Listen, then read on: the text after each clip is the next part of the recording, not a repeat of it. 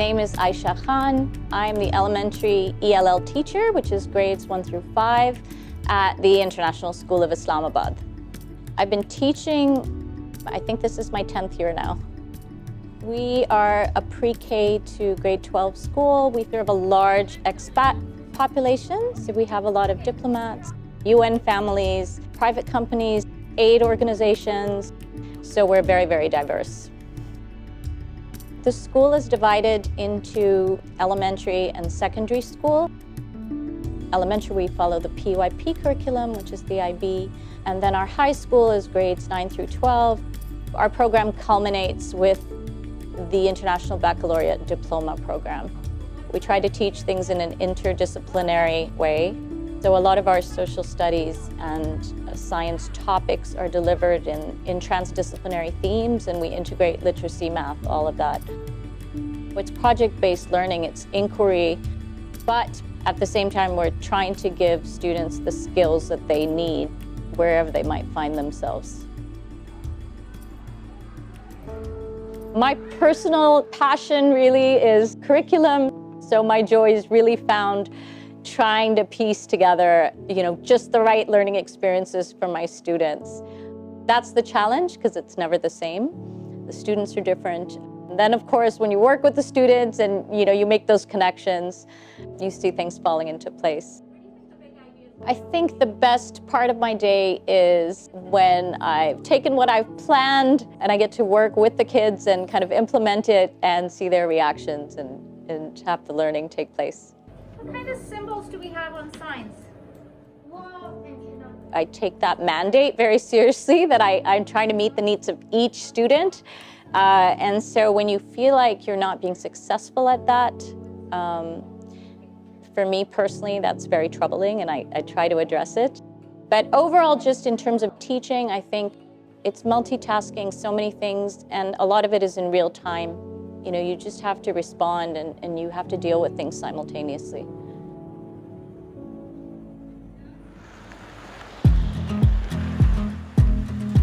Islamabad is quite a unique city in a number of different ways. The name of the city, it means City of Peace or City of Islam. It's the 9th largest city in Pakistan. It has about 1.2 million people. And it's a bit like Washington, D.C. in the sense that it's its own federal territory. I think what really does mark Islamabad is its diversity. Each part of Pakistan has its own tribes, its own ethnic languages. The official languages of Pakistan are Urdu and English, but for most people in Pakistan, neither of those languages are their first languages. So really our diversity comes from the peoples that come from the different regions of Pakistan. And of course, over the years, we've had the Greeks, we've had Alexander the Great, we've had the Mughals come in, we've had, Central Asians.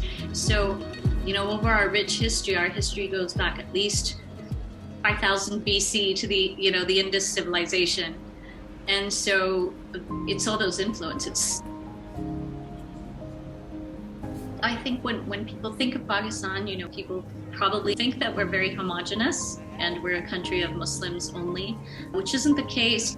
Islam is definitely practiced by the majority of people in Pakistan. However, we do have Christians, we have Sikhs, we have Parsis, we have a whole bunch of other people that have lived for generations harmoniously.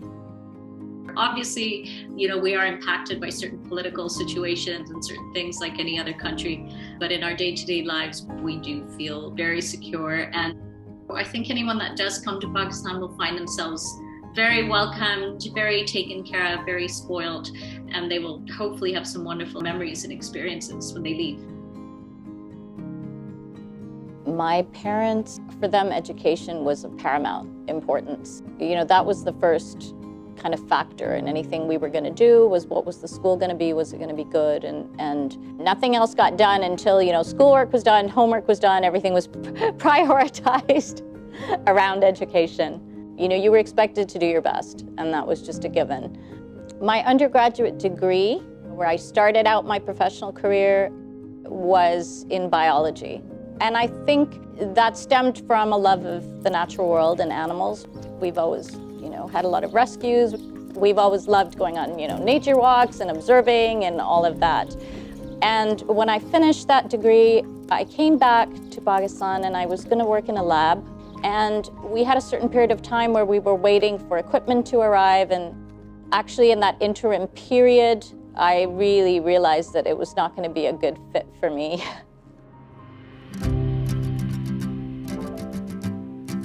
So I ended up working in a local school, and I was like, this is really fascinating. This is, it's really cool to read about all this and how it's planned and how it's put together. At the same time, I had my kids who were really young and who were in that stage where they were acquiring language and learning to read. And those two things kind of came together. And then from there, I was like, yeah, I'd really like to be working with kids. So I transitioned. I was already certified to teach English language learners, but I really wanted to kind of broaden, my pedagogical knowledge and have a general teaching certification. And initially I was thinking to maybe go abroad and study. And then I came to the realization that I had a lot of commitments here and I needed to try and do it here. So it was really kind of a lot of research that led me then to the K-State MAT program, and it really seemed like a good fit. And, I reached out and it was the immediate responses I got and, my questions were answered. The school is really committed to producing candidates of quality and that can make a positive difference to the education system, wherever they may be.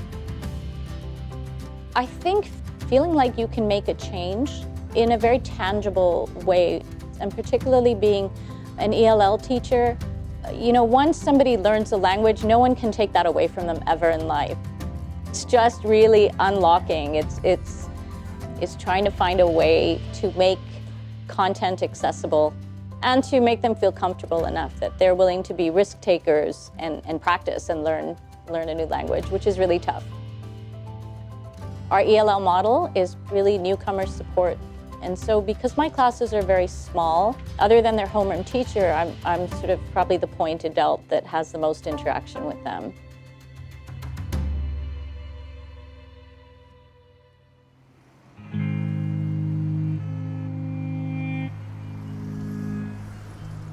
Teaching is not valued as much as it should be. I think it's often seen as a stepping stone or a filler by a largely female population, something that they can get into right away without investment in the actual training. And I think what people tend to lose sight of when we go into education and curricula and syllabus is we're all doing it to be able to communicate with each other. As an educator, these to me are the vital aspects of good education. You realize how much enrichment you give the individual child and how that filters into the family when you're able to see the children as part of a family that deserve respect, whether they're from a culture that you haven't seen before, whether they're from a religion or a background or a war-torn economy. I've come to know Ayesha much better in the last 2 years because we had a few common students. I have learned so much from her about the world of ELL. I always knew in personality and in her background she was very much like me because she's also multilingual, she's traveled the world, and she has very progressive attitude to life, which is the key to understanding a totally new child when they walk into class. And her intuitiveness and her power to tailor resources to so many different nationalities and cultural needs. She's got that big picture thinking. She doesn't miss a thing that will lift that child beyond where the student is now. So I'm glad that she chose the profession and the profession chose her. English language learners have so much catching up to do, so we can't put their content learning on hold while they're learning English. So we have to do content support simultaneously, and so that science background helps in all of the science standards that I need to hit. And again, the bigger picture of realizing that I wasn't a cookie cutter student, I didn't fit in that system, I think it makes me more aware that a lot of our students face the same things. They're having rough transitions. They don't necessarily have the same background as everyone else. Our philosophy of education is building that growth mindset, let them know that they can be successful at anything, helping them find their passions so they can focus on what they're interested in. It's very holistic. It's not one thing.